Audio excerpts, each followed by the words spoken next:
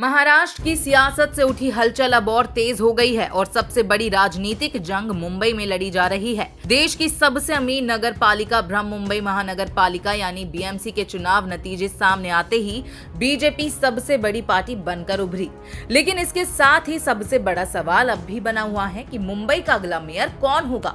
करीब 28 साल बाद उद्धव ठाकरे की शिवसेना को बीएमसी में करारी हार का सामना करना पड़ा है। वहीं बीजेपी को ऐतिहासिक बढ़त मिली है।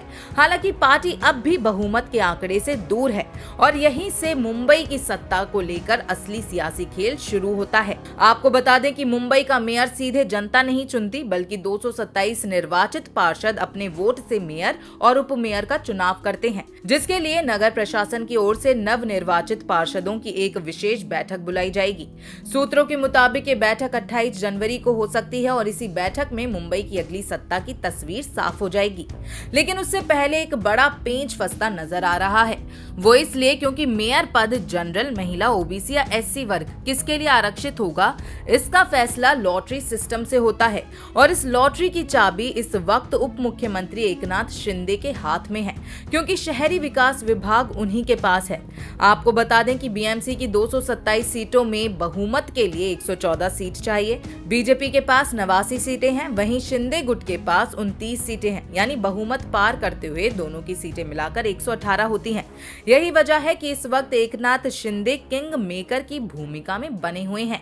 वहीं अगर सीटों के नंबर की बात करें तो बीजेपी को 89 सीटें मिली, शिवसेना शिंदे गुट को 29 सीटें मिली, शिवसेना यूबीटी को 65, कांग्रेस को 24, एआईएमआईएम को 8 और मनसे को 6 सीटें मिली।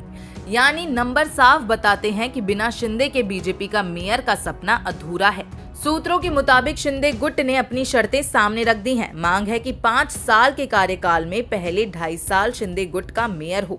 साथ ही बीएमसी की सबसे ताकतवर स्टैंडिंग कमेटी के चेयरमैन पद पर भी उनकी नजर है। वहीं सियासी सरगर्मी इतनी तेज है कि शनिवार को शिंदे गुट ने अपने सभी 29 पार्षदों को बांद्रा के एक 5 स्टार होटल में शिफ्ट कर दिया। हालांकि पार्टी कह रही है कि ये सिर्फ 3 दिन की वर्कशॉप है, लेकिन जानकार मान रहे हैं कि ये हॉर्स ट्रेडिंग से बचाव है। दरअसल इस बार मेयर चुनाव इसलिए भी खास है क्योंकि पहली बार 10 नामांकित पार्षद भी वोटिंग में शामिल होंगे। 2023 में मुंबई नगर निगम कानून में संशोधन कर ये संख्या 5 से बढ़कर 10 की गई। सूत्रों की माने तो सबसे बड़ी पार्टी होने के नाते बीजेपी को नामांकित पार्षदों में बढ़त मिल सकती है। हालांकि सीएम देवेंद्र फडणवीस ने साफ कहा है कि कोई हॉर्स ट्रेडिंग नहीं होगी। उन्होंने भरोसा दिलाया कि मैं और शिंदे मिलकर फैसला लेंगे और मुंबई को स्थिर सरकार देंगे। वहीं उद्धव ठाकरे ने बीजेपी पर तंज कसते हुए कहा कि बीजेपी की यूज एंड थ्रो की नीति है। जो कल तक भाग कर आए थे, आज उन्हें अपने लोगों के भागने का डर है। ये भी जान लीजिए कि बीएमसी में मेयर सबसे बड़ा चेहरा जरूर होता है, लेकिन असली ताकत प्रशासनिक विंग के पास होती है, जहां नगर आयुक्त फैसले लागू करता है। इसी वजह से स्टैंडिंग कमेटी का चेयरमैन पद राजनीतिक तौर पर बेहद अहम माना जाता है। इस हफ्ते मेयर पद के लिए आरक्षण की लॉटरी 22 जनवरी तक आरक्षण तय होने की संभावना। इसके बाद नामांकन और जनवरी के आखिरी हफ्ते में मेयर और उपमेयर का चुनाव, यानी करीब 4 साल बाद मुंबई को नया मेयर मिलेगा। बीजेपी भले ही सबसे बड़ी पार्टी बनकर उभरी हो, लेकिन सत्ता की चाबी अब भी शिंदे के हाथ में है। मुंबई का मेयर कौन बनेगा, ये फैसला सिर्फ नंबर नहीं, नेगोशिएशन तय करेगी। अब देखना होगा कि क्या बीजेपी शिंदे की शर्तें मानती है या कोई बीच का रास्ता निकलता है। फिलहाल इतना तय है कि बीएमसी की कुर्सी पर शह और मात का खेल अभी खत्म नहीं हुआ है।